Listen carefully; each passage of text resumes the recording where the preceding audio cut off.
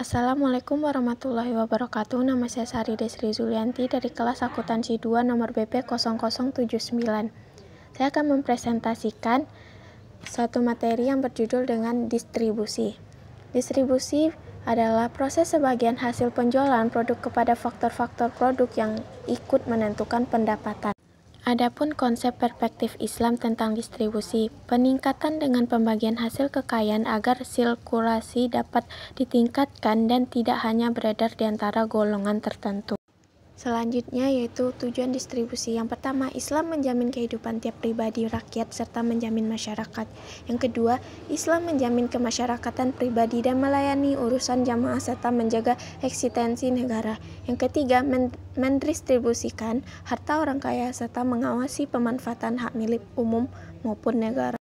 Adapun tujuan utama dalam konsep distribusi menurut pandangan Islam ialah peningkatan dan pembagian hasil peningkatan dan pembagian hasil peningkatan dan pembagian hasil kekayaan dapat ditingkatkan sehingga kekayaan yang ada dapat melimpah dengan merata dan tidak hanya beredar di antara golongan tertentu saja.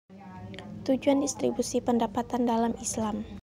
Yang pertama yaitu tujuan dakwah, yakni dakwah kepada Islam dan menyatukan hati kepadanya. Misalnya bagian zakat mu'alaf memiliki dampak dakwah terhadap orang yang menunaikan zakat itu sendiri.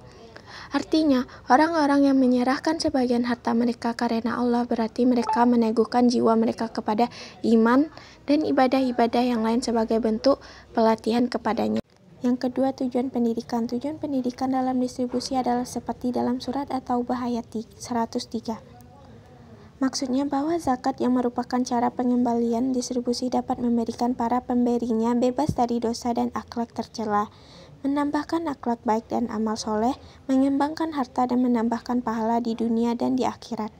Secara umum, bahwanya distribusi dalam perspektif ekonomi Islam dapat mewujudkan beberapa tujuan pendidikan. Yang ketiga, tujuan sosial. Tujuan sosial yang terpenting bagi distribusi adalah sebagai berikut. Yang A, memenuhi kebutuhan kelompok yang membutuhkan dan menghidupkan prinsip solidaritas di masyarakat muslim. Yang kedua, menguatkan ikatan cinta dan kasih sayang di antara individu dan kelompok di dalam masyarakat. Yang ketiga, mengikis sebab-sebab kebencian dalam masyarakat yang akan berdampak pada terialisasi keamanan dan ketentraman masyarakat. Selanjutnya, adapun etika Islam dalam distribusi. Adapun etika distribusi dalam Islam adalah sebagai berikut. Yang pertama, waktu penyerahan. Pengusaha harus menjaga ketepatan waktu penyerahan barang atau delivery. Para pengusaha muslim perlu berlapang dada untuk mau belajar mengenai hal ini dari praktek bisnis yang berlangsung di beberapa negara lain yang dikenal baik dalam menepati waktu, termasuk waktu penyerahan barang. Yang kedua, kualitas dan kuantitas. Pengusaha juga harus menjaga kualitas barang yang disalurkan atau dijual. Sebagaimana telah disebutkan dalam sumber topik tentang penetapan harga, pembeli akan rela membayar lebih untuk kualitas yang lebih tinggi. Etika Islam dalam distribusi yang ketiga yaitu halal dan bersih. Pengecer atau penjual makanan dan minuman harus selalu menaruh perhatian dalam menjaga kehalalan barang dagangannya, juga dalam menjaga kebersihan wadah dan tempat penyajiannya. Selanjutnya, nilai yang ada dalam distribusi. Yang pertama, akidah, yang kedua, moral, yang ketiga, hukum syariah, yang keempat, keadilan. Sekian presentasi dari saya. Jika ada kurangnya, saya minta maaf. Assalamualaikum warahmatullahi wabarakatuh.